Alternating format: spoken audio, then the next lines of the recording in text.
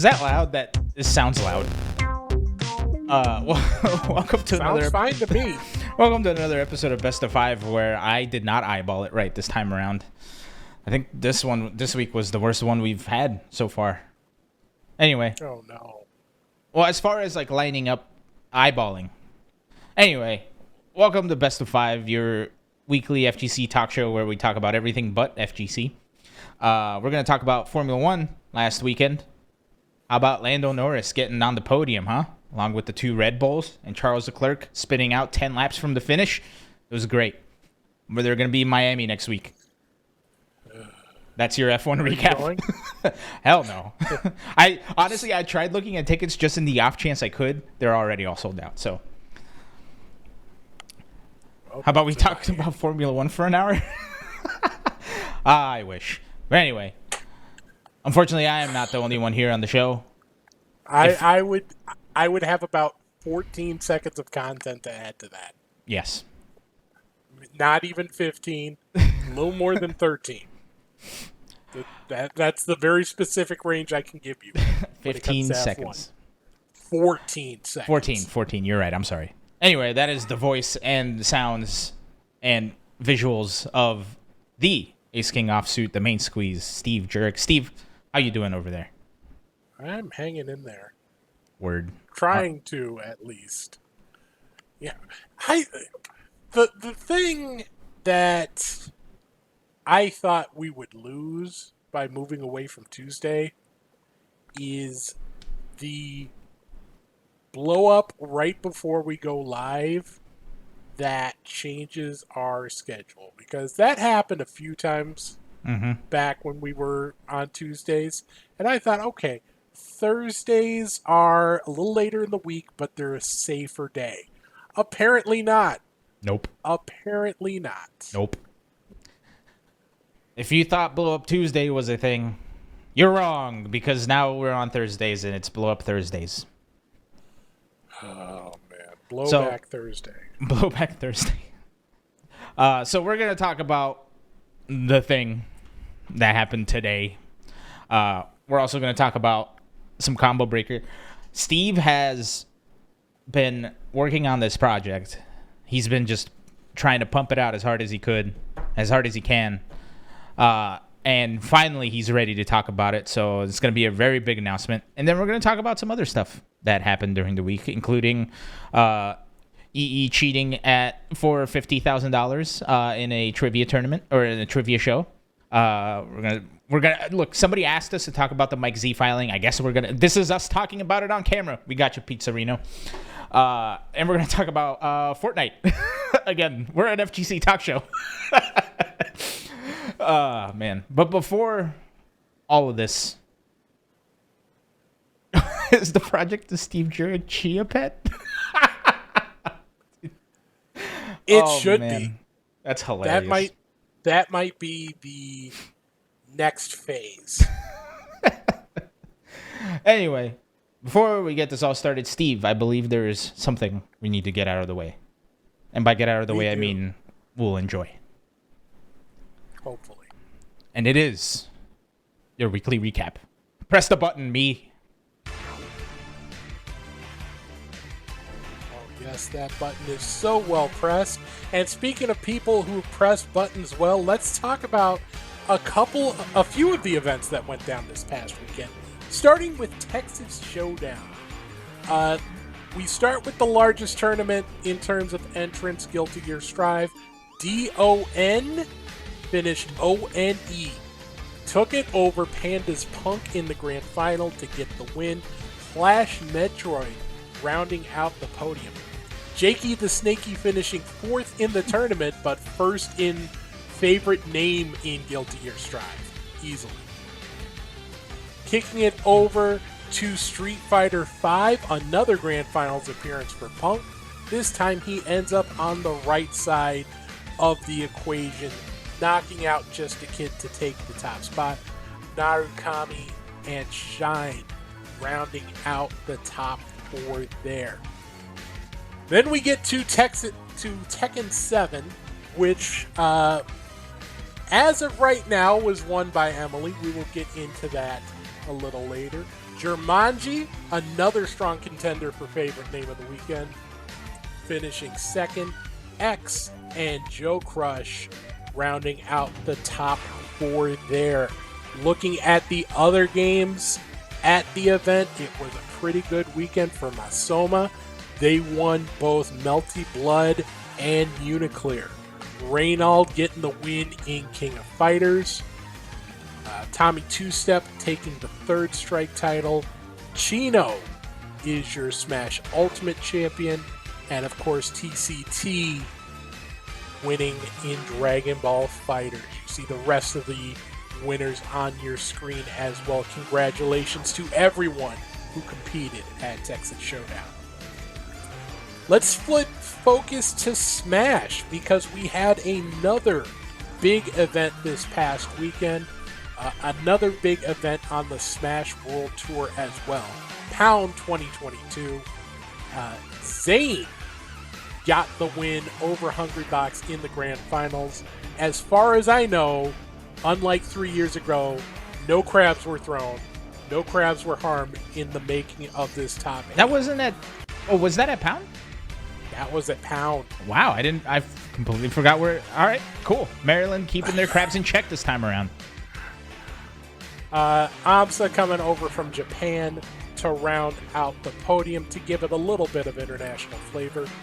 A little more international flavor on the ultimate side of things as 6 nations are represented in the top 8. Francis Glatoni is your champion, holding off Mexico's MK Leo. Light representing the Stars and Stripes on the podium with his 3rd place finish. Riddles from Canada finishing 4th. Sonics from the Dominican Republic tying with Zamba in 5th. And Japan's Gact tying with Sean.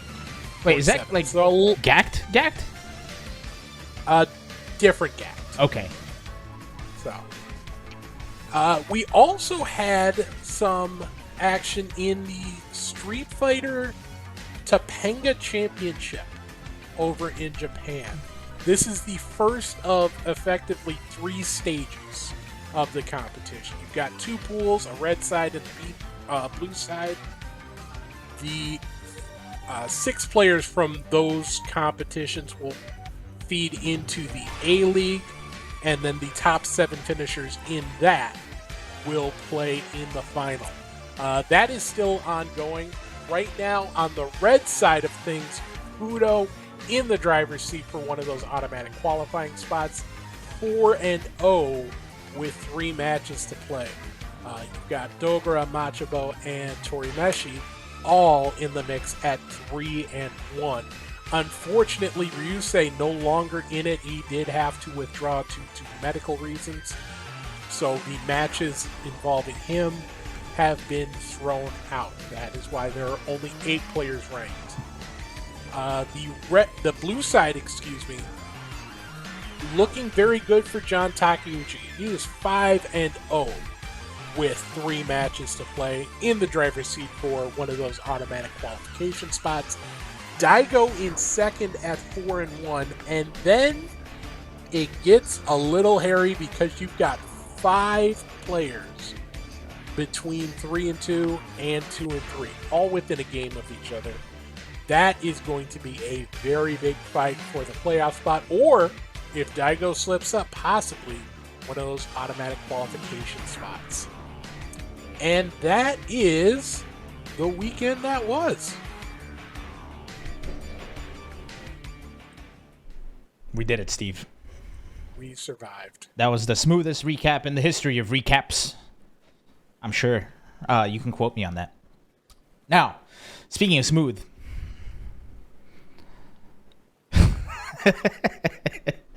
That's the segue we're going with? Yes. Speaking of smooth, we saw somebody's very smooth exit out of the competitive FGC. Oh, boy. Wow. That was impressive. So, the person who we were just talking about, who won Texas Showdown, won the tournament over for Tekken 7, Emily, has been dropped by their sponsors, and has essentially been exposed for being a not so great human being, including things such as racism towards all races, being anti-Semitic, and just being a violent human being. So that's fun. Yeah, that was a. All of this has bubbled over in the past 10 hours or so. Mm-hmm. So earlier today on social media, Shadow shared a post including some screenshots from a Discord involving several top Tekken players. What they shared included screenshots of Emily, the person who won Texas Showdown, earlier won Frosty Fostings, saying some pretty vile things, using homophobic slurs in the direction of Shadow after losing to Shadow, giving a death threat to him, and as well as other posts that included use of racial slurs towards, as he said, multiple ethnicities. And once this started bubbling over, there were accusations of violent conduct in the BYOC area during Texas Showdown itself, as well as accusations of things far more vile than that. And that has all hit the fan in the past, as I said, past few hours. We did get responses from several organizations, including her then sponsor, Paragon. They tweeted out earlier today, quote, "Effective immediately, Emily has been released from Paragon.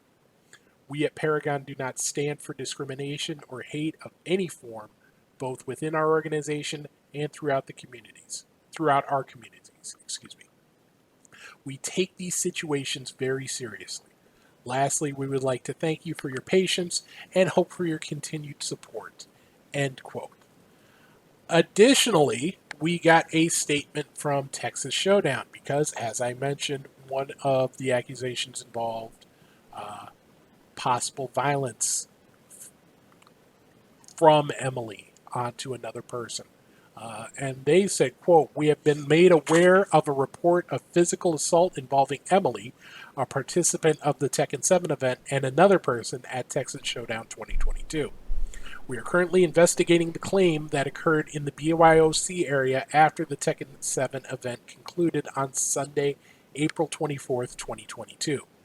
Until the investigation is completed, we are withholding all prize winnings. In any case, we do not tolerate any discrimination and hate, and the player is banned from entering any Texas Showdown or Space City Beatdown events in the future." End quote.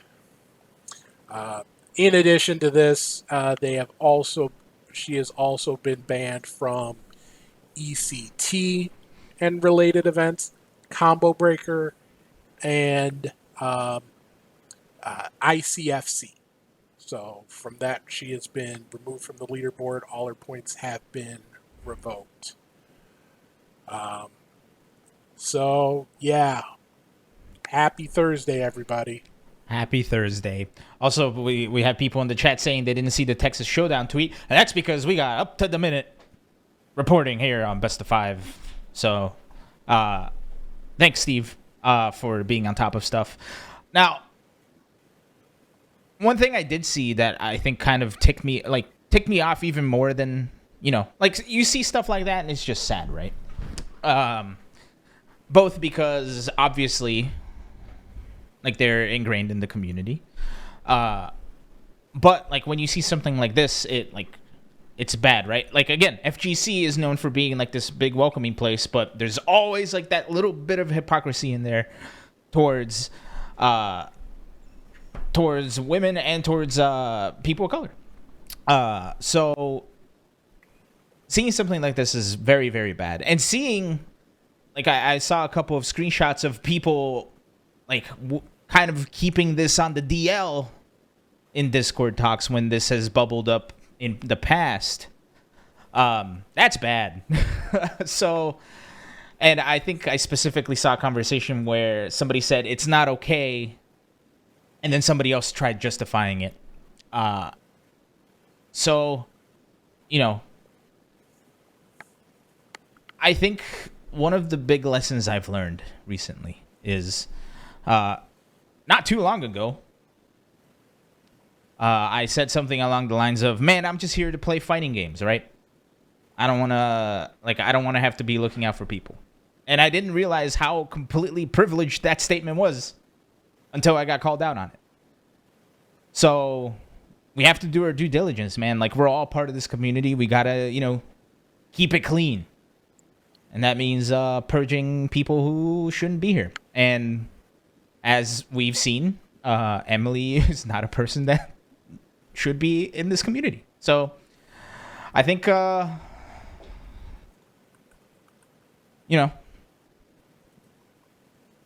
I'm happy to see the response. I'm not happy to see that this took so long. And here we are. Happy Thursday. There's so many things that bother me about this. First of all, these are games. These are video games. I love the community that has formed around the games. I have so many connections, so many friends that I've met through these games, but at the end of the day, it's just games.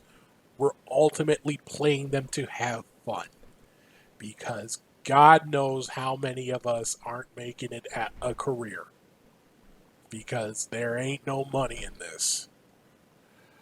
So if you are not having fun, if you are not enjoying it, if you are at the point where you are being this abusive, no matter what the game is, if it's a fighting game, if it's a sports game, whatever, you really need to take a step back and reevaluate where you are, why you're doing this.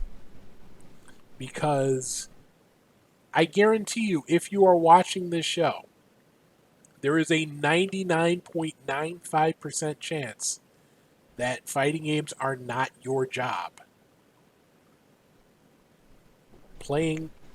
Being a player is not your job. It's something you want to do. It's something you're working hard at, but it's not something that you are relying on to put bread on the table.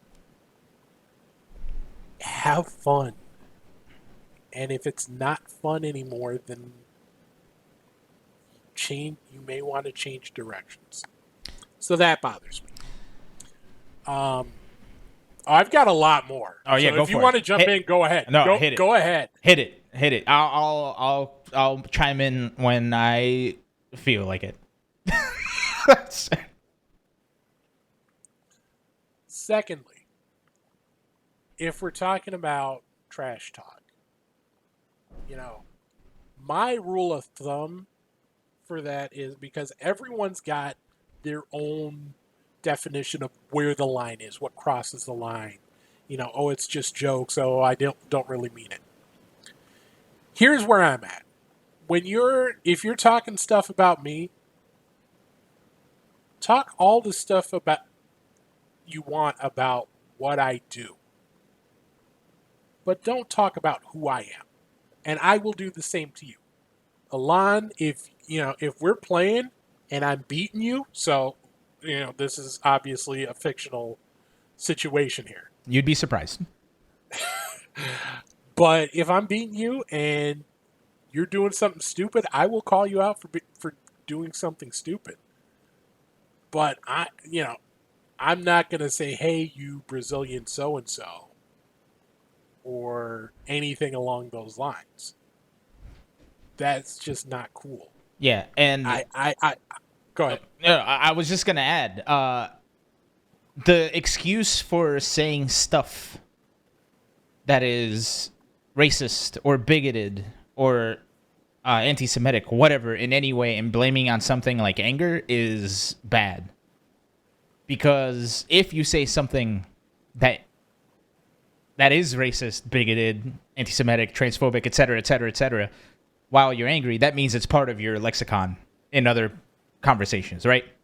And I think we're at a time in the world where a lot of injustices, because of race, sex, sexual preference, ethnicity, etc., are so prevalent and so obvious that we're trying to fix that. Saying stuff like this in other parts of your conversation, even with your friends, I think it's getting to the point where it's not okay. So, when it comes to being angry and saying stuff like this, that means it's part of your lexicon in other conversations. And that absolutely makes it not okay. Right? Yeah. So. And there's a whole conversation about one of the words in particular that got used a lot, especially the difference between the A ending and the ER ending. In all of the tweets that I have seen, she used the A ending. If that matters, that doesn't matter to some people. That matters a whole lot to others. But beyond that, there's more. There's more on my mind. Go for it. If you're, I talked about it being a job. It's if you're going to be abusive towards someone to this degree, I just don't understand why you would allow yourself to. I mean, I struggle to understand why you would even say that. I'm also struggling to figure out why people feel the need to type it out, send it on a form for everyone in the world to see through one or two steps. It's mind-blowing for me that there are people out there who think that's a good idea. Regardless of what else is going through their mind in terms of why those words are in your vocabulary. That is just frustrating. I'm also a little frustrated as a side note, because Emily is a trans woman. Some people have used this opportunity to dunk on or to insult trans people in general, which is asinine in my opinion. There are plenty of ways to be critical of a trans person without being critical of all trans people who have nothing to do with this. And that's the same for any group. Yeah, don't call it critical. They're just being transphobic. Well, no, what I'm saying is that there are things that obviously you can be critical of in terms of what she has said and what she has done and what she is accused of doing. But there's a difference between that and using, being critical of that and using that as an excuse to be hateful to an entire group. Yeah. Which is basically like the people that are doing that are just as bad as she is. So, and it's bizarre that it's like,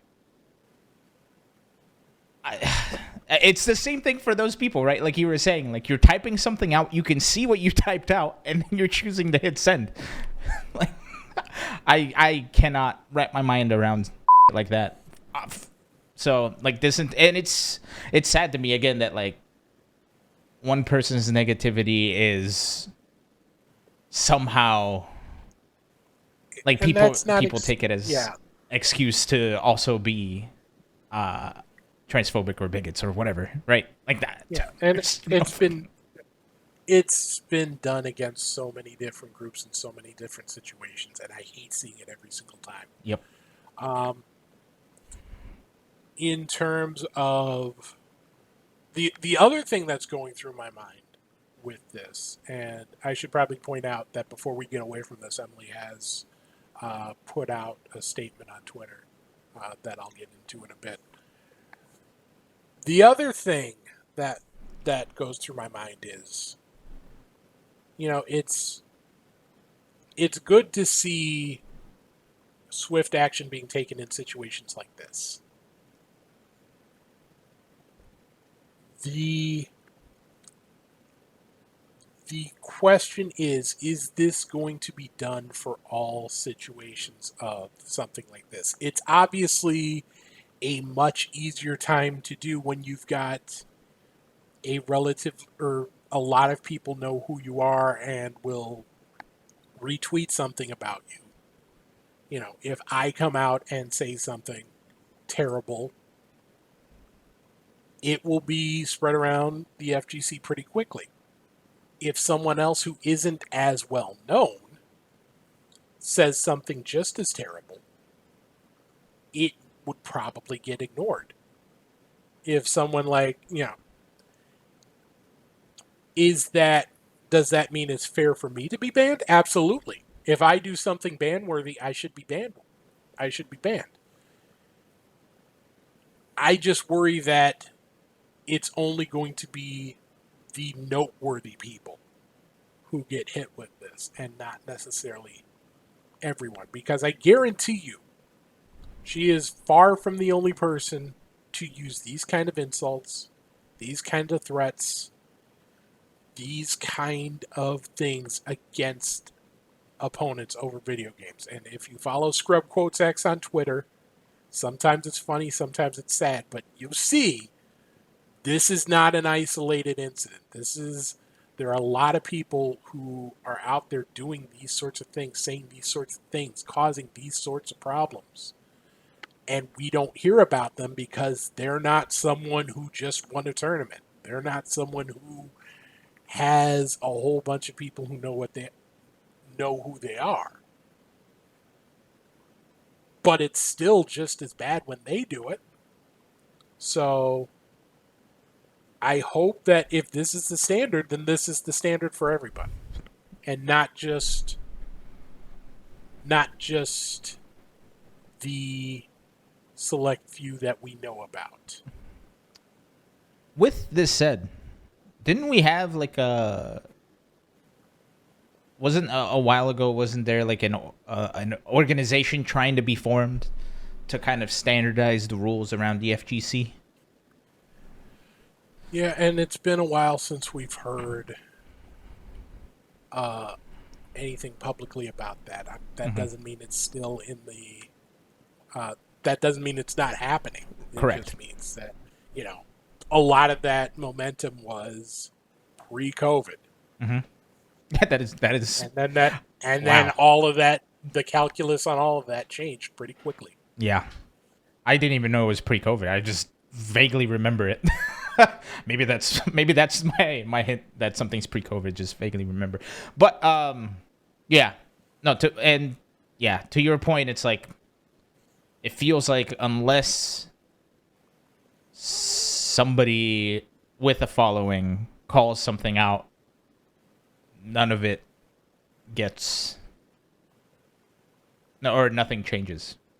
And I hope that changes in this near future, be it by either this code of conduct or us who are in the FGC kind of cleaning up after our own here.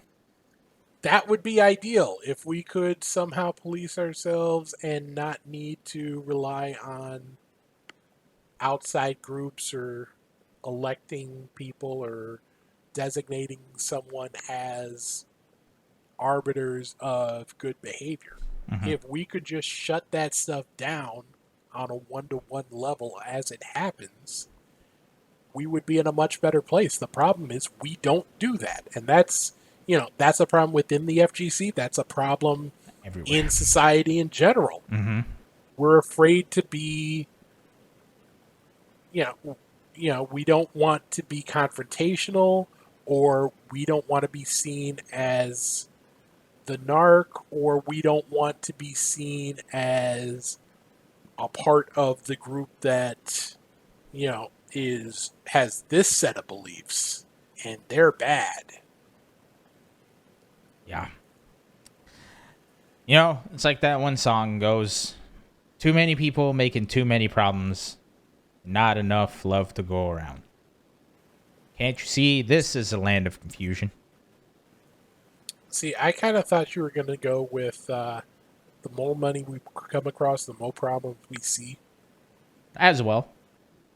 I mean, even though we ain't seeing any more money, we're seeing more problems. We are seeing lots more problems. Yeah. Yeah. But yeah, I mean, look, at the end of the day, having something as open as the FGC, of course, there will be bad actors, and it is up to us to see something and say something. And from what I've seen, contacting TOs or other... Actually, you know what? No. Contacting TOs or contacting people who run these tournaments with these concerns is, I think, going to be the best way to solve this. Unless I am wrong. Which I very well maybe, but I don't know. At this point, I think the best thing to do is see something, say something. We gotta snuff this stuff out when we see it, because it's so easy to say, well, they don't mean it. They're just messing around or whatever. I'm gonna say something a little weird that might surprise people. I don't think you're necessarily irredeemable or should be banished to the Shadow Realm forever for some of these things. There are other things that she is accused of that absolutely should be instant disassociation. But if it's trash talk that goes too far, or even if you're young and you still have an opportunity to learn, I still feel there should be a path back. Mm-hmm.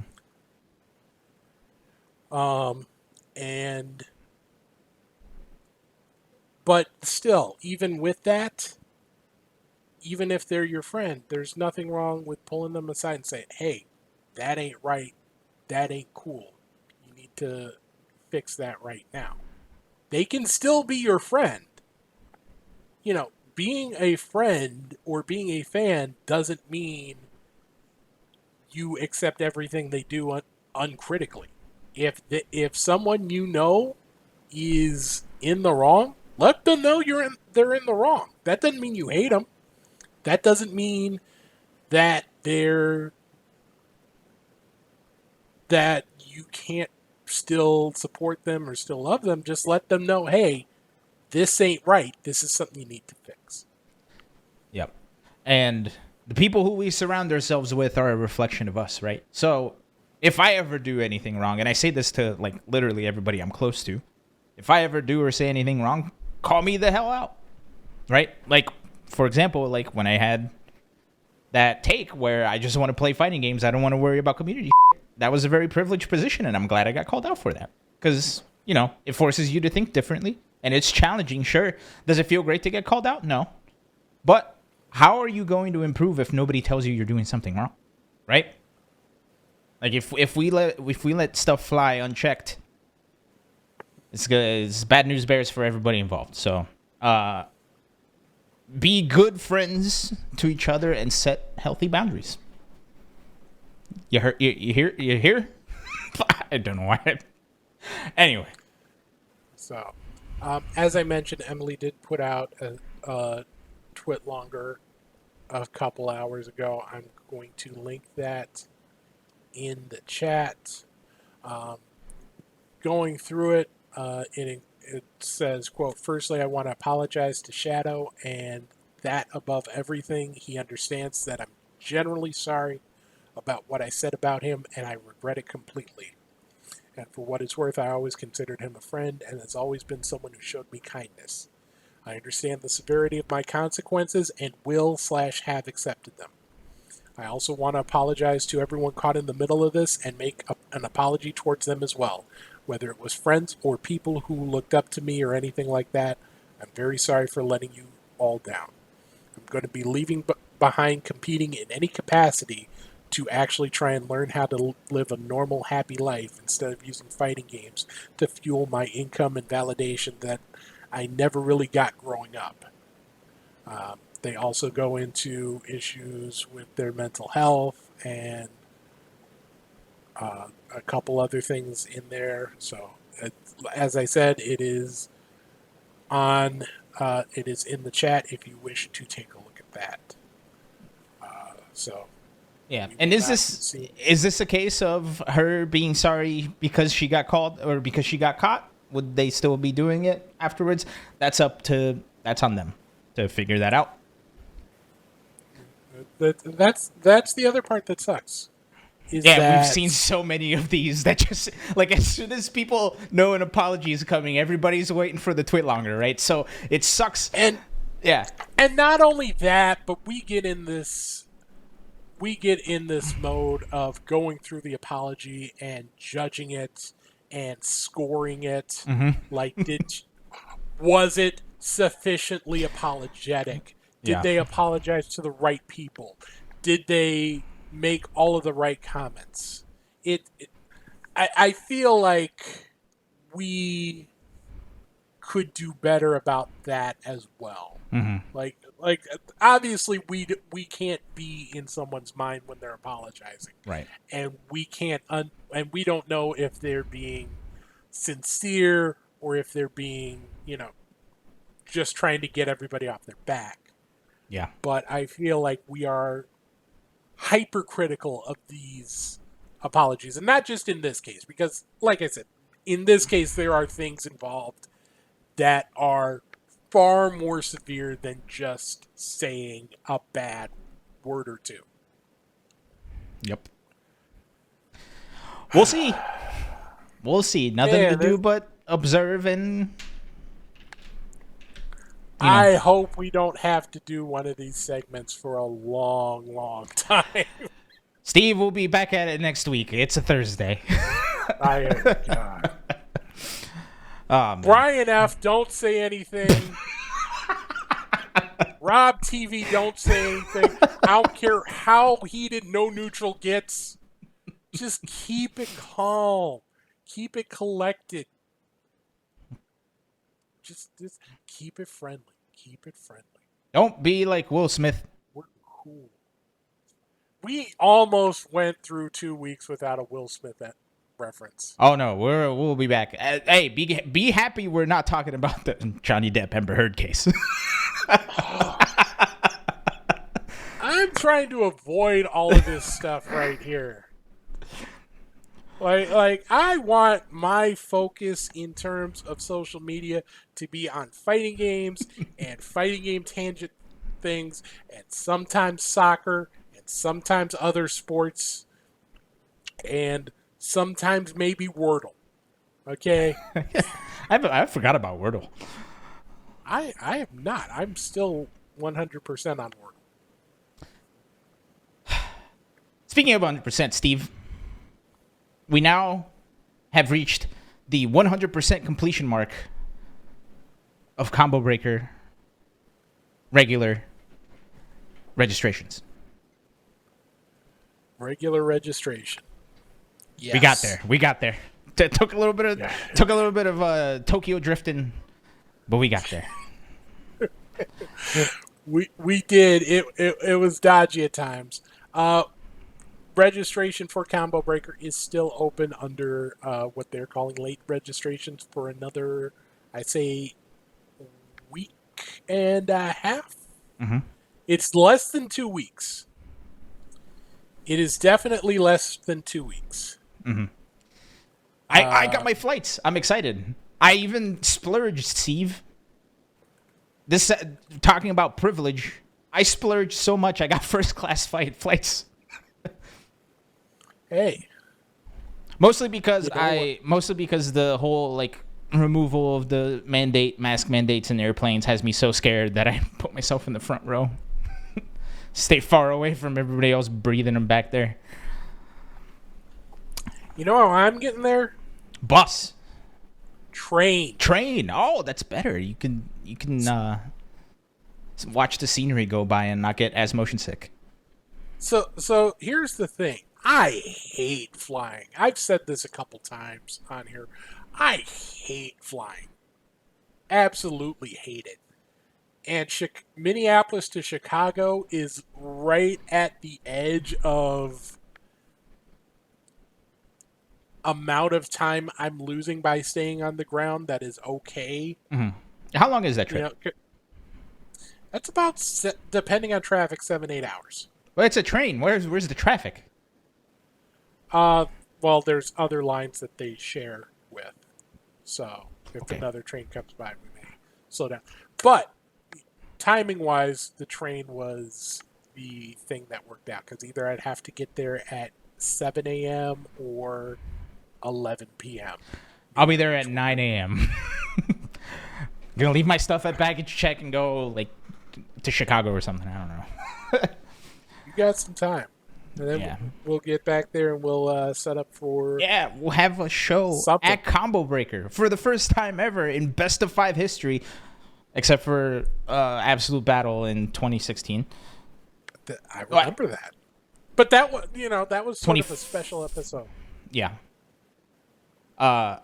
Anyway, besides that time, that was still Best of 3. So for the first time ever, Best of 5 will be on the road. I can't wait. I bought microphones and a mixer for it. Look at this. I bought this for Combo Breaker. I screwed up. I should have bought it the week of so I could return it after Combo Breaker was over. Wow. That's terrible. But anyway. What were we saying? Right. I used to travel by train when I lived in Philadelphia. I used to go to New York by train. Trains are fun, man. Trains are a good time. It's a perfect in between flying and a subway. Right? It sounds a lot closer to a subway. Seeing as how a subway is a train. Yeah. You're riding on a train. Yeah, but a subway is a lot more dangerous than a train, Steve. Really? Especially when you're in New York. Especially when you're in New York. That's a different conversation that I am not ready for. Anyway. Combo Breaker. Yes. That's what we're talking about. We are a fighting game show and not necessarily a fighting game travel show. Not anymore. We're not. I mean, wait, no. Whatever. Go on. I lost it.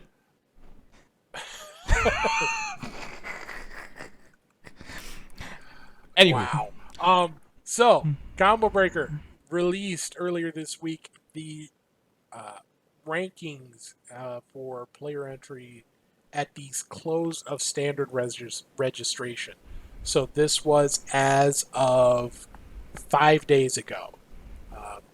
Late registration is open through next Friday. So if you aren't in there yet, you definitely want to get in there now. Going through all of the games, the most registered game is Guilty Gear Strive. They have not announced any official numbers as of yet, but if you follow Curling W on Twitter, she is one of the people who she's the bracket guru of Combo Breaker, and she tweeted out emojis that suggest that Strive has over 900 entrants.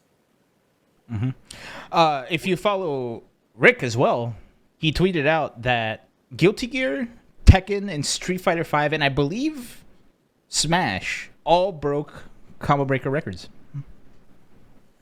It is going to be ridiculous. Now, Steve, I wanna point something out. Do you see that game number 22 there? Mm-hmm. Do you want to know why that game is not 23? 23rd? Is it because you signed up for it? It's because I signed up for it. So we're one above Brawlhalla, baby. Mostly because I don't play Brawlhalla. But dude, I'm so excited. I've never played Teenage Mutant Ninja Turtles, Cross Justice League, Turbo. outside of like the single player modes. I cannot wait to see like all the crazy shenanigans that people do in this game. It's gonna be fun. Same thing with Bloody Roar. If I had a GameCube controller, I would totally enter Bloody Roar, even if it was just gonna be a pop monster. But I ain't got nothing. Bloody Roar is one of those tournaments where it's ridiculous that there's always some sort of smaller game, smaller community that gets a spotlight at Combo Breaker. Mm-hmm. And Bloody Roar is going to be nuts, especially because DC put up 1,000 of his own money. Wow. As a pot bonus. That's awesome. That's like for Bloody Roar. We've got 4-figure pot bonuses for Bloody Roar in 2022. You know what I realized? I think the fighting game community is very similar to the speedrunning community. And here's why. Literally any game that exists, if you look hard enough, there's a community for it. There's people playing it. I think Bloody Roar is a perfect example of that. Teenage Mutant Ninja Turtles, Cross Justice League, Teenage Mutant Tournament Fighters. Like, there's a whole like SNES, FGC out there that I've been exposed to recently, and that's super fun. So, yeah, literally something for everybody. Tournaments are nuts.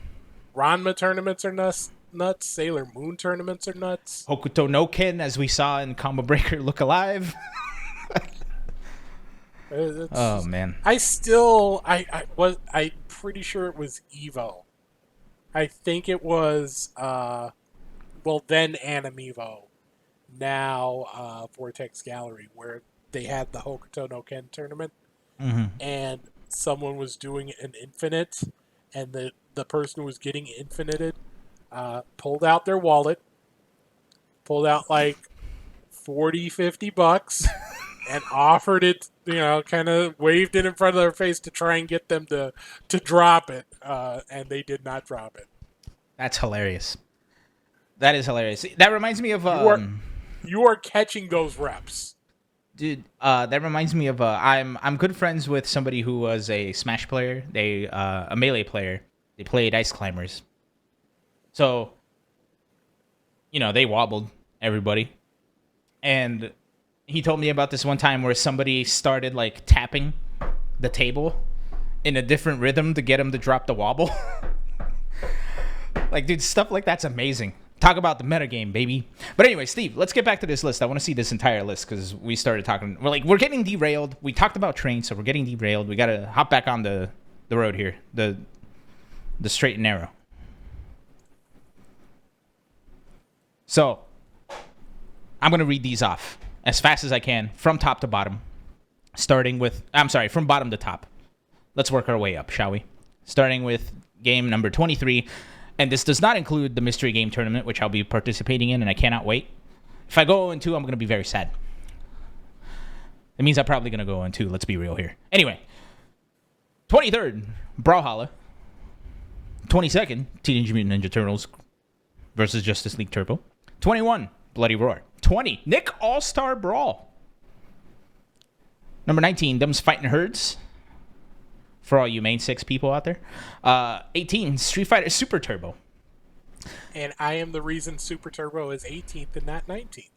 You did it, Steve. Propping up communities here. That's what we do in Best of 5. Only me. I'm the reason. Everyone else who registered after me or before they are not the reason. Yes. It's all me. Yes. Only we prop up communities. I'm kidding. All right. Anyway, 17, Soul Calibur 6. Did I sign up for Soul Calibur 6? I don't think I did. Anyway, I haven't played it in a hot minute. 16, VSAV. Now, the VSAV tournaments at Combo Breaker are always crazy, so I cannot wait to see how it goes down this year. Number 15, Killer Instinct. Now, if you didn't see Combo Breaker 2016 or 2017, I'm sorry, for Killer Instinct, still one of the greatest top 8s I think I've ever seen in my life. Amazing. Killer Instinct's so great. Too bad I don't have an Xbox One stick so I can play it. Number 14, Ultimate Marvel vs. Capcom 3. The Zoop Zoops are back, and they'll stay in the FGC forever. Marvel lives. Always. Number 13, Third Strike. Number 12, Skullgirls Second Encore. Number 11, Mortal Kombat 11. Now, ain't that some serendipity? I'm 11, happy 11. to see MK in doing as well, because it is a game that sort of gets a little overlooked still. It's sort of in that DBFZ spot where it it feels like a lot of people are waiting for whatever comes next, but there's still a lot of fun to be had in MK11 right now. Yeah, and from what I've seen, usually the MK crew always shows up at Combo Breaker because, of course, NetherRealm Studios is based off of Chicago. So last time I was there, I got to meet Ed Boon. It was cool. Childhood hero, baby. Crossed that one off the bucket list. His hands are very big. It was very scary. Anyway, number 10, Grand Blue Fantasy Versus. Number 9, Uniclear. Uniclear was one of the tournaments that Sajam is running, right? The Choose Your Fighter tournament. Yeah, every tournament, everyone that has online netcode and isn't a platform fighter is up for the Choose Your Fighter. Yeah, there were 2 picked, right? It was Uniclear and Rain. Let me check on that, because round 2 is Skullgirls. Skullgirls. Okay, so it was Uniclear and Skullgirls. Nice. So, and by the way, the first tournament was Uniclear. Fox of 42 won that tournament, so they're headed to Combo Breaker with all of their expenses covered. That's huge. So, that's big. Congratulations. Congratulations for sure.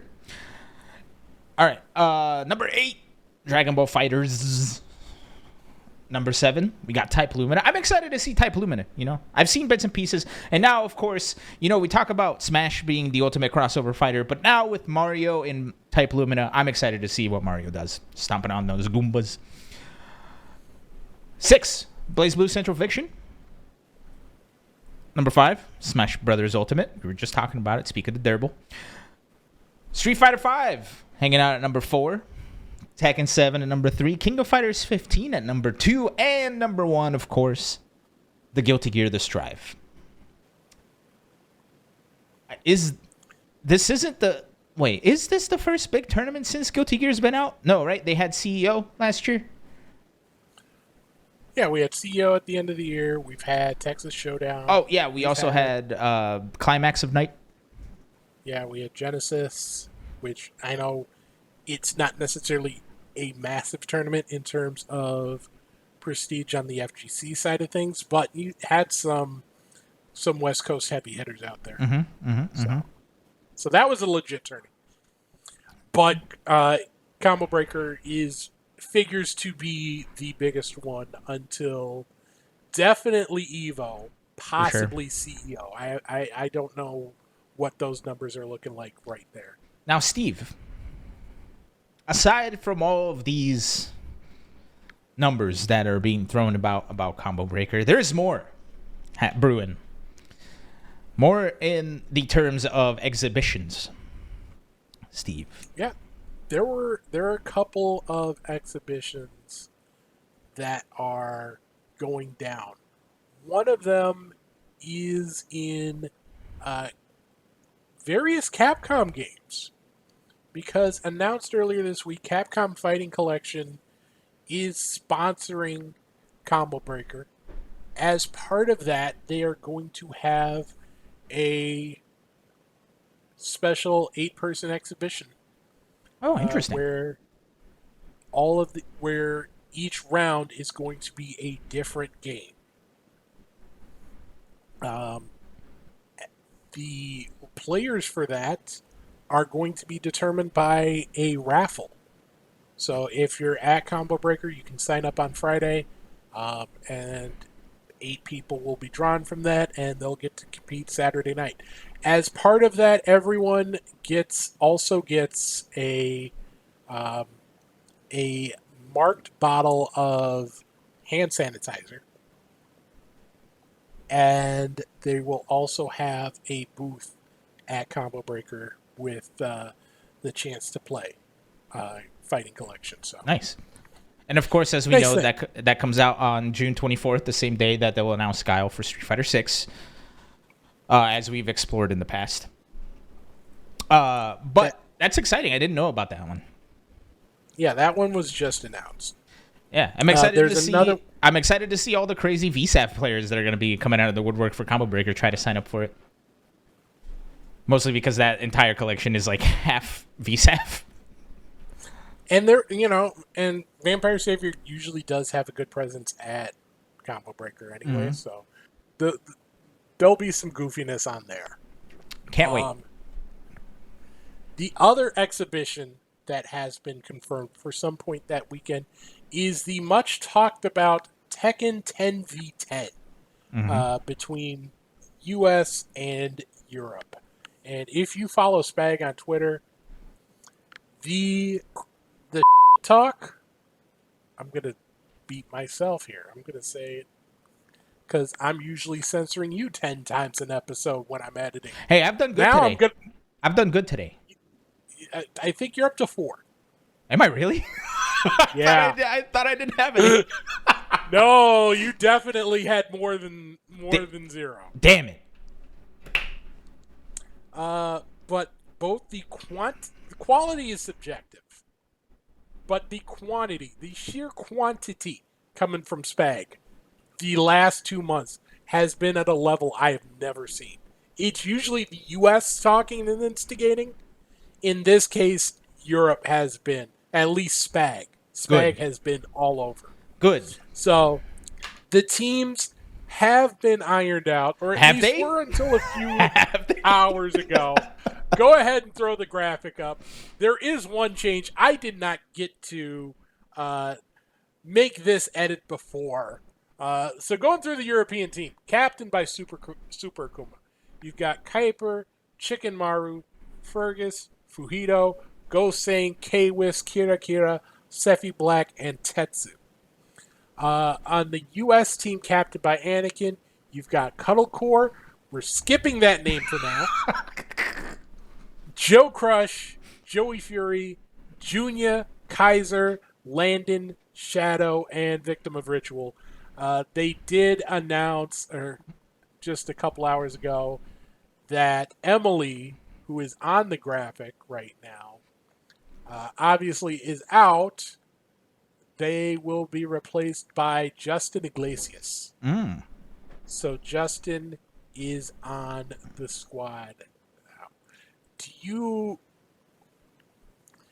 you have any thoughts on these squads? Do you have a lean which way this will go? There's certain. I feel like there are a couple of names in there that I was expecting to see that aren't there, right? Now I don't know if that's because of lack of availability or and some other reason. But I don't know, man. I mean, look. My hope, the outcome that I would like to see, is I want to see Europe just 10-0 the U.S. I want the U.S. to be put on blast. I am the exact opposite. Really? I want to see a U.S. 10-0 because what I will do is I will come to Combo Breaker with a big poster that is simply Kevin Durant's face and just hold it up by Spag because they're both taking early vacations. They're both getting swept. That's all I want to do. Like, I want to see some good-ass Tekken in pretty much any exhibition, you know. Honestly, like, if I had money on it, I'd probably lean towards Europe just because you've got great players on both sides, but I feel like this is probably closer to Europe's best 10 if everyone was involved versus the US's best 10. If everyone was available. I don't know, man. There's a lot of really huge killers on this list. And keep in mind, like... There are! And it's going to be tough. I don't mean that it's disrespect. Steve, do you like the U.S. enough to put a pizza on it? I will put a pizza on it. All right. And we'll be in Chicago. Yeah, we're gonna go out for Chicago-ish. Yeah, we'll take an Uber to Chicago. Whenever this is, right after the tournament, somebody's buying. Shake on it. There we go. Yeah, we'll have a live. Well, I will log on to the Best of 5 Twitch on my phone to have the live resolution of this bet on stream. Oh man, I that might be fun. That might be something we have to do. We won't be able to have the full setup, I'm sure, because the venue is going to be hopping. Do we know when this is going to be? No, right? We don't know if it's going to be Saturday, Sunday, Friday. No, yeah, schedule is still up in the air. Okay, so I'm sure they'll make room for it on one of the stages. Yeah. No, so I'll pull it up on the phone. We can all enjoy it together. And then when Steve has to buy me pizza in real life, because he's had a pretty bad track record about buying me pizza. Granted, every time I vote him pizza, we've always doubled or nothing. So really, Steve is just bad at saying no to double or nothings. But anywho, now that's some trash talk right there. But anyway, you heard it here first. Live resolution of pizza bets at Combo Breaker. It's happening. Rick will hold it down. That's exciting. Dude, Tekken exhibitions are always great, especially team exhibitions. I think if we've learned anything from E-League, Tekken teams exhibitions is always are worthwhile. I mean, most exhibitions are worthwhile. Let's be honest. Tekken is very special. But especially when you've got this much garbage, this much talk and chirping on both sides, it's gonna be tasty. Gonna be tasty for sure. Have there been any exhibitions that haven't paid off? This is just a random question for the chat and for us. Have you been upset with any exhibition that you've seen? Smug versus Bry Keys. How are you upset about that? That's awesome. That was great. That was just men versus boys. The payoff, so good. Seeing Big E get the payoff he deserves was amazing. Oh, man. And thank you to Bestaban of Hold Back the Block for holding or for capturing those moments. The esports arena Goichi versus Sonic the week after Evo or Combo Breaker. I think it was after Evo. And all I remember is just that graphic that Sonic Fox right after 0-3 versus Goichi. And I just remember that just stinging for some reason. I don't know why, but. Let's see. The Street Fighter 4 NWC versus WNF in 2014. I was not there for that. Wasn't that the one that? No, was that the one that Snake Eyes got the reverse OCV? I don't know. That I was not there. Disappointing. That was not disappointing. I'm trying to think. There was a Marvel 2 exhibition at NEC 2014, I believe, where somebody, I can't remember names, I'm so bad at names, but somebody from the West Coast specifically flew in just for that exhibition. Oh, Tommy Guns versus Crack Fiend. Absolute Battle 2015 or 2016, where Crack Fiend specifically went to Texas for the exhibition, and then he got bodied. So yeah, stop myself. I'm glad you're stopping yourself, but at this point it's sort of like the toothpaste is out of the tube. Hey, it's all right. It still counts. It's still toothpaste. But anywho, exhibitions are fun. Whew. And we're having a hard time coming up with bad exhibitions because exhibitions are extremely fun. Any exhibition that really is bad would not be one we remember. Right. If it's memorable in one way or the other, there is probably something good about it. Speaking of good things about it, Steve, you've been working on something, and you've been teasing us for this entire time, like for the past month. You've been teasing about this project you've been working on. You can't announce it. Steve, are you ready to announce a big project? I am just about ready. I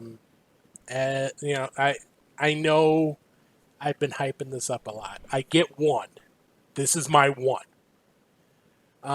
So, for those of you who have followed me on Twitter, you may have noticed that I have been tweeting out some messages asking if I can DM people from various fighting game communities. And today, I can announce nothing about that. What I've been working on has nothing to do with any of that. That is something separate. It is not a Chia Pet. It is not an NFT. It is not anything along those lines. So this is something that I've been working on outside of the FGC for a few months now. And I finally got permission to share the details with you. So, Alon, if you could please show the screenshot.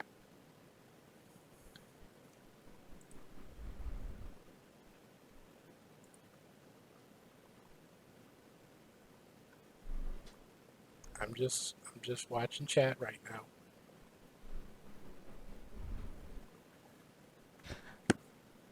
Let's go!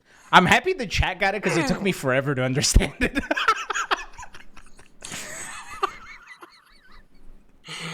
Oh, man. So, yeah, that is happening. I've got Ace Jack on the way. I'm sorry. I'm trying not to do all this, but I'm doing all this. Hey, I'll lead it off. Here's a big congrats to the Queen and the King. That's huge, Ace man. Queen, it is. Ace Queen is amazing. Little guy is amazing. He's happy. He's healthy. We know it's a boy as far as we can guess. Very active boy.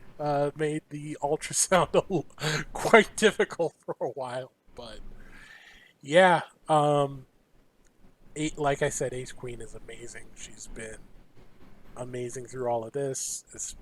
Even before this, she's just a wonderful, wonderful woman, and I have no idea what I'd be doing in my life without her.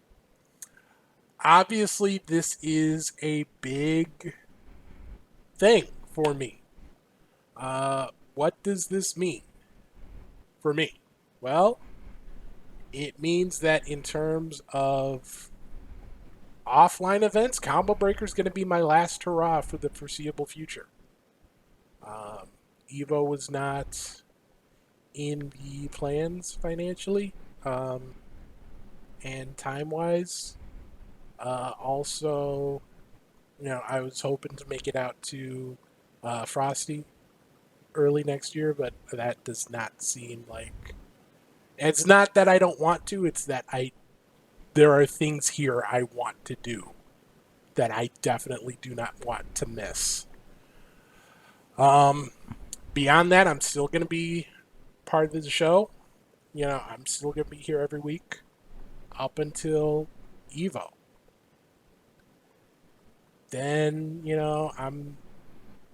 once we hit the post-Evo show, that's going to be it for me for the foreseeable future. I do not... Sorry. This show means a lot to me. I have been doing this in some form for almost 7 years now. Which sounds really weird to say. But I don't feel like I can do this half-ass. If I want to give you ass, I want to give you whole ass.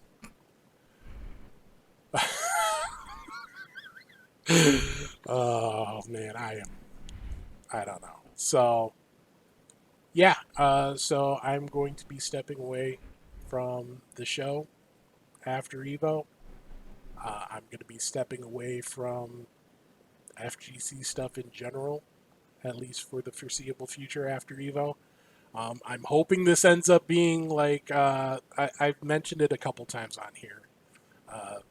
My FGC retirement theorem, where if you announce your retirement, the likelihood of you staying retired is inversely proportional to how much attention you give it. So the person who just shows up randomly or stops showing up to locals, they're gone. They're done. The person who goes on Twitter and announces that they're stepping away and they're going to miss you guys and, you know, it's a tough decision, they'll be back in a month. So I'm hoping that, you know, that everything goes well and that, you know, at some point I'll be able to return to doing schedules because I know the streets going to be so bad without me. Nobody was going to know what time zone is what. I know. They'll be looking at watches like, what the hell? I gotta carry the one from Japan. It just so it's not an easy decision. Actually, I take that back. It's a very easy decision. Mm-hmm. And I don't say that because I dislike anything about the show or dislike anything about the community. I love the community. It means so much to me. This show, your friendship, Alon, the friendship of John and Sharpie and Efren and Mike, everyone throughout this, it means so much to me. But I gotta take care of little Ace, man. We've lost 2 to children now. Damn it. I gotta go and be a family man. I didn't want to make that reference yet, but yeah, that's what's happening. So, first off, I think I speak for everybody, as everybody has said in the chat. Steve, this is huge. Congratulations. I think all of us are so ridiculously happy for you. And ridiculously happy for your family and everyone involved. Now, thank you. The difficult discussion then becomes, what does this mean for the future of best of 5? Right, like Tap2GG saying best of 0. And Steve and I were talking before the show. It's like, oh, what's going to happen? What do we do? Like, how do we figure this out? And I think the conclusion that we came to is this. First, my knee-jerk reaction to this is saying, let's close the book, right? Best of 5 has had a great run. I was the person who joined last, Sharpie excluded. I was the person who joined the cast of the show last, and I'm the only remaining one. Everybody else is flaked. It's like freaking. It's like Hunger Games. Oh, that might be something we do on like one of the last shows. We play the little musical tribute and just have pictures of all of us. Yeah. Like, well, each person like passed away or like left the show a specific way. Anyway, my knee-jerk reaction is let's close the book, right? However, something that I've been thinking about is after having my psychiatry appointment for the first time, I'm getting put into antidepressants. So my outlook is going to change in a couple of weeks. Hopefully. I mean, who knows? And that leaves it to everybody else, right? Like, there's everybody who listens to this show. It's not just me here. It's not just Steve. It wasn't just Efren, Mike, Steve, John, Sharpie. right? It's not just us, it's you who is listening and who is watching. So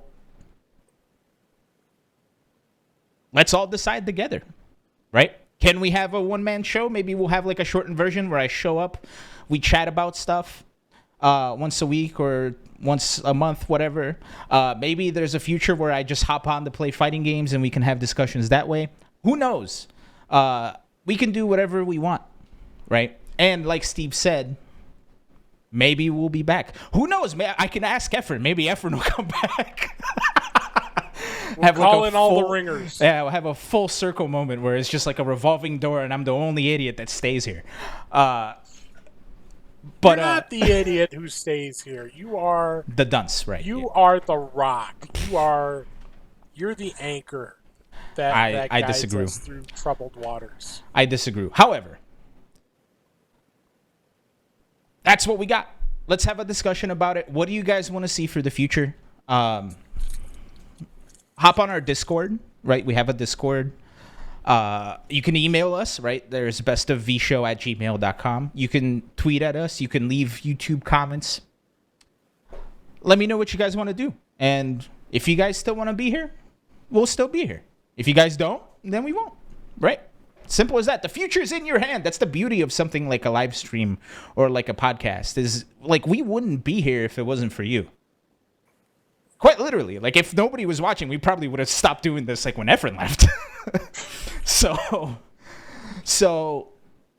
yeah, hop on the Discord. Let's talk about it. Let's see what we want. Even if it's like a revolving door where I'll just have like I'll have like somebody from the chat hop on and we'll chat about stuff. We'll exchange ideas. You know, who knows, right? The future is ours, baby. Let me get on. Let me share the Discord link if I can get this window to close. I do want to say that there are a couple of experimental things that I would like to do between now and Evo. And we're going to do them. I did mention before that I was trying to put together a game show episode for one of the weeks that you were gone. I couldn't get it to work, but that is something I definitely will do at some point between now and then.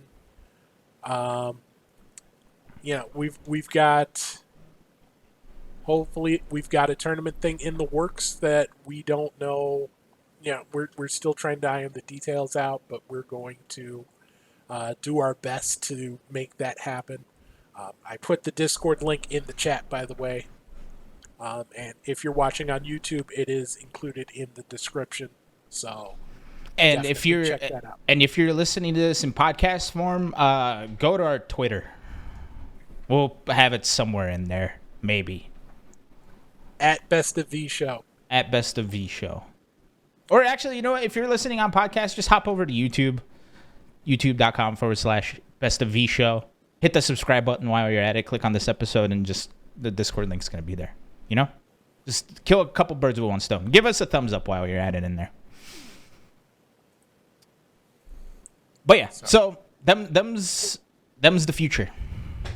We're going to have fun. We're going to have fun one way or another. We're going to have fun, and because I enjoy this. I enjoy, editing is a slight exception.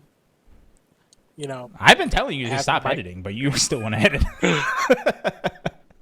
I don't want to get hit by the YouTube algorithm of death. Wait, we've avoided it so far. Specifically, look, you were worried about the sleuthing we did for Guile, and I told you it was fine. And I showed you it was fine. However, something I do want to bring up is, you guys remember those like 90s movies and shows of like Party Mountain, right? Like where a bunch of snowboarders are partying and like the big evil man comes to buy the property, and then they have like a week to party. That's basically where we're at with Best of 5 at this point. So we're at like the tail end. The big bad man is here to purchase Best of 5, except nobody's purchasing Best of 5. So we'll party on. They're gonna mow down our right center. Yeah, they're a mogul, Wall Street mogul bought the mountain to frack it for its natural resources. But anyway, go ahead. Yeah, we should probably move on because we've got a couple other topics that we should talk about. There's two I put on the board, and we've got 3 minutes. Yes, we'll talk. So but I do want to just rehash. Let's have a discussion on Discord about the future of the show, right? And we'll come to a conclusion there, whether that takes 2 months or whether that takes an afternoon. Let's talk about it. Any hoozle. So there are a couple of things that I had down here that I'm probably going to have to push to next week. We'll probably have to do the MikeZ thing. Well, we got to do the MikeZ thing now because Pizza Guy, whatever his name was, wanted it. I don't even know if he's still here. If Pizza Man is still in the chat, let's talk about MikeZ. Pizzerino's still in the chat. Pizzerino's still in the chat. We promised Pizzerino we're going to talk about MikeZ. Let's talk about MikeZ. Steve, what happened with MikeZ? So last week, a document was made available online, which was a filing in the ongoing legal issue between MikeZ and some of the former employees of Lab Zero in regards to harassment allegations and the like. This was a document filed by MikeZ and his legal team, and it included evidence supporting his claims that effectively, to boil this down into like 30 seconds, that the things he said did not amount to harassment, partially because of the I can't even summarize it properly. There are some things that I feel support his argument quite well, and there are some things in there that I don't think support his argument as well as his statement would lead you to believe. I highly encourage you to I'm trying to pull up the file and link it in chat. It is 200 some pages, but a lot of it is simply screenshots taken from the Discord and whatnot, his Discord and Slack channels. So I've linked that in the chat. Take a look at it yourself. There will certainly be other filings involved with this case that will include the other side of the argument as well. So read it. Come to your own conclusions. Yep. There's that. And just so we don't bookend the show with two terrible things, let's talk about EE cheating at Schooled. For those of you that don't know,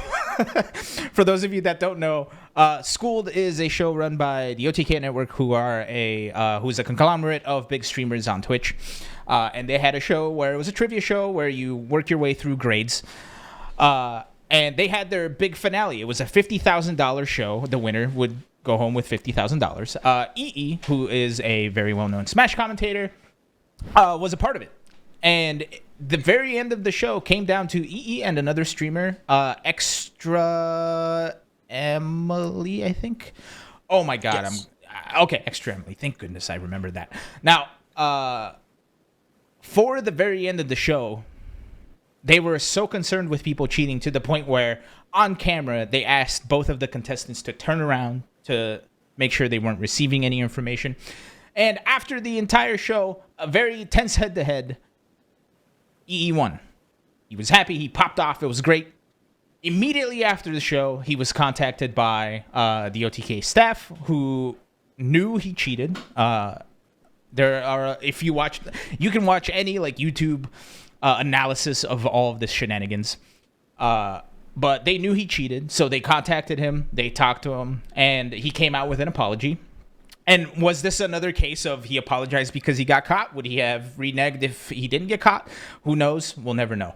However, he apologized. OTK has essentially withdrawn his win, and Extra Emily's taking home the 50,000 smackaroos, along with getting the opportunity to come and check out the OTK space, which is here in Austin, Texas. So big ups to Extra Emily. He says he succumbed to temptation. You know what I'm trying to say. But yeah, so a little bit of egg in the face of the FGC. Again, we're reflections of the people we surround ourselves with, so it's very unfortunate for us. But this seems like it's an open and shut case. The person who won rightfully will get the money and will get crazy good opportunities. So big ups to OTK for handling that very well. Now, before we leave, so we don't bookend the show, here's Sakura and Fortnite. Yes, Sakura made it to Fortnite. As did Blanka. Yes. Whoa, look at that suit. I haven't seen this. That's awesome. Yeah, he's got the suit. He's got the original costume. Sakura's got her school uniform, her traditional one. She's also got the ultimate. Did I throw in the wrong graphic? I think you did, but she does have a Blanka-chan backpack as well. So for all you Fortnite players out there, apparently the no build stuff is really fun. I haven't played it yet though. But yeah. And if you use her emote, you get the Alpha 2 theme, I believe it is. One of her themes from Alpha. So yes. But yeah. There's one more thing I want to throw out there. We're talking about Combo Breaker Travel, and this is going to be the last thing, I swear. So, SherryJenix, if you'll remember, she was working on something called eFightPass, which was a program to help get international players visas to come to the U.S. and compete. That company just today launched a new product called eTravelPass, which for various events, including Combo Breaker, but they'll also have CEO and DreamHack and others on there. They will have hotel deals as well as lists of nearby restaurants,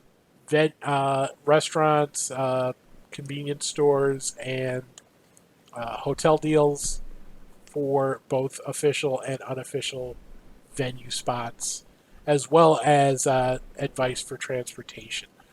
If you do make reservations through them, part of the proceeds of that go back to eFightPass. So if that is something you are interested in, even if you're not booking your travel this way, you can definitely check to see what's around there to eat. I did learn through this that there is a Popeyes within a mile of the venue, which means that Popeyes is getting bodied. Is it getting Culvered? It is getting... Well, there's a Culver's like around the corner from there too. I think Culver's was the restaurant that got bodied back by the old place, Pheasant Run. Yeah. So get ready. If nobody expects the FGC food rush, and there's a Wendy's. Too, they're all gonna run out of food. It's gonna be great. It's a done deal. All right. Today, to end the show, we're gonna raid Smug. Whoa, wait a second. Whoa. Sorry. I canceled the raid because it was going to go in like 10 seconds. But anyway, we're going to raid Smug. So let's do raid Smug. There we go. So when you get to Smug's channel, type in his chat. Best of V says hi. Make it a big party. We're all going to party with Smug. Thank you so much, everybody, for watching. We're over time. For another big congrats to Steve. And again, we'll be on Discord to talk about the future of the show. Steve, any final words? Well, you can be on Discord. I've got some reading to do. We're Pregnant. Good night, Canada. And good night to AJ. Oh, there's a name. All right, bye.